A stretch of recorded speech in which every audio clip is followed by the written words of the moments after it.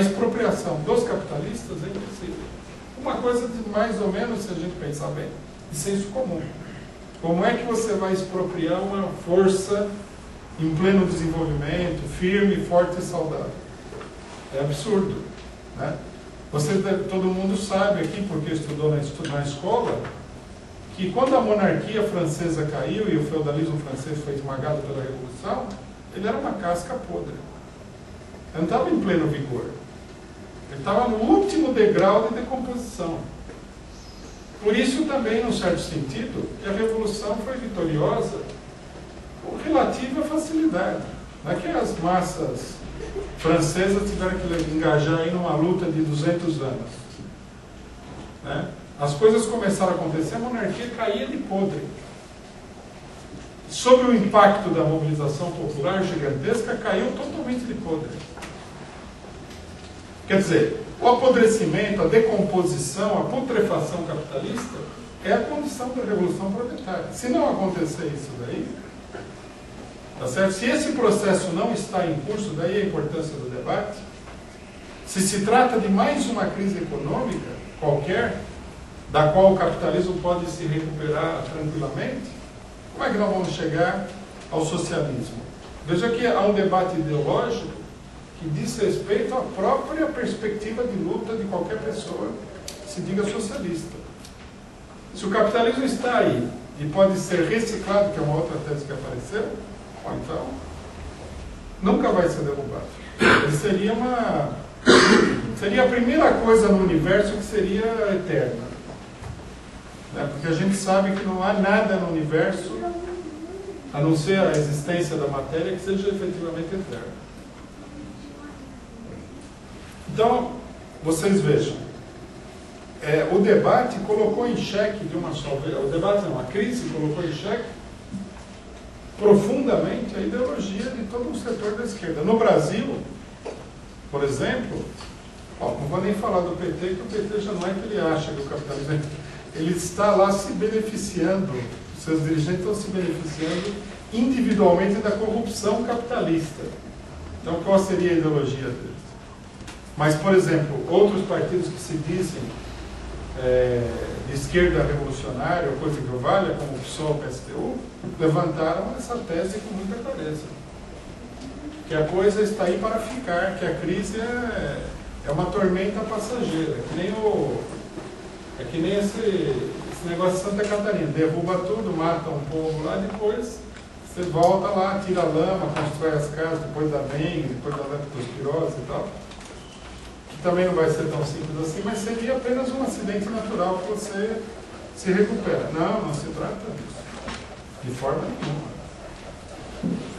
Não só que nós estamos vendo aqui as etapas de um colapso, como que o organismo que sofre o colapso, e esse é um aspecto decisivo do debate, ele está profundamente debilitado. Não é que ele também está enfrentando esse colapso com toda a sua saúde, não. O capitalismo já tem mais de uma ponte de safena aí.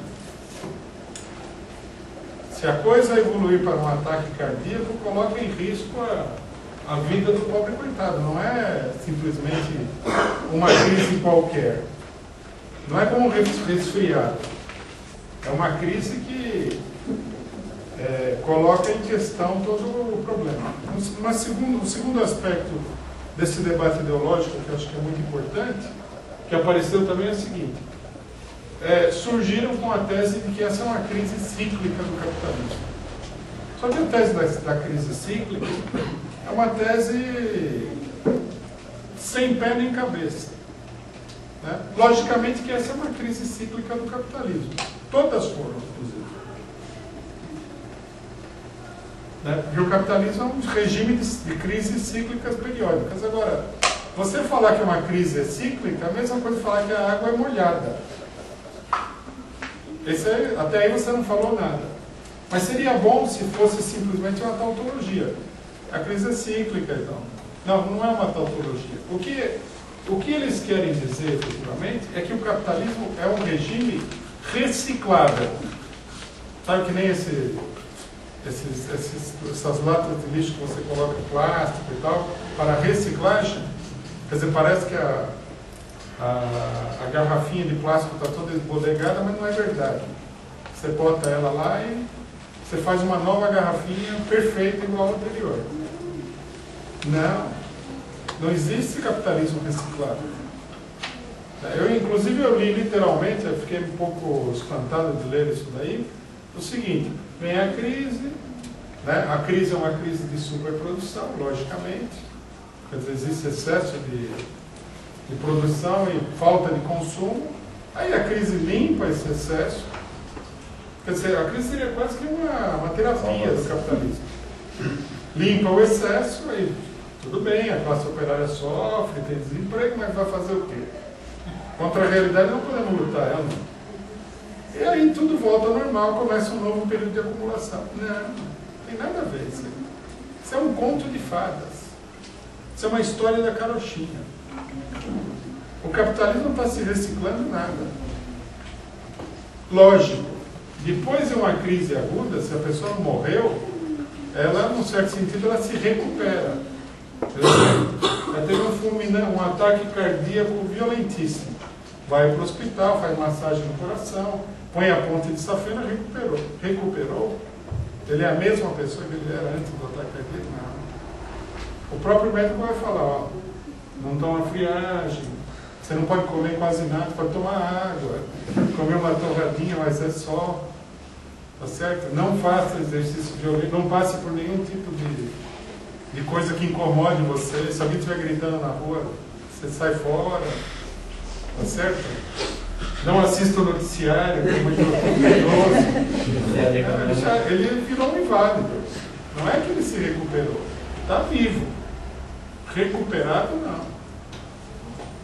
A saúde da pessoa sofreu uma brutal deterioração. Né? Isso é típico de todo tipo de organismo. A cada crise, a partir de um determinado momento, o capitalismo ele vem se decompondo. E esse fenômeno, justamente, que é o mais importante de todos, para se entender a crise capitalista, não como uma crise isolada, mas como parte de um processo geral, é justamente o que é menos comentado. A ponto de que se chega nessa teoria bizarra de que o capitalismo tem uma vida cíclica. Vida essa que ninguém tem, você entendeu? Nada no universo tem essa vida cíclica. Existe a tese filosófica do eterno retorno, que as coisas se repetiriam. Mas isso é demais, tá certo? Mesmo para a filosofia, que já é uma coisa bastante extravagante. Não existe isso daí, não acontece assim. A crise de 29 não levou a nenhuma recuperação do capitalismo. A recuperação, ela é uma recuperação aparente.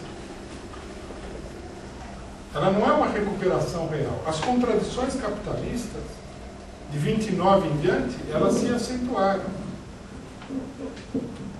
Abriram-se novas etapas, mas nenhuma etapa foi de plena recuperação. Toda etapa mostra um aprofundamento em um sentido ou outro da crise. O capitalismo é um sistema que sobreviveu ao seu potencial.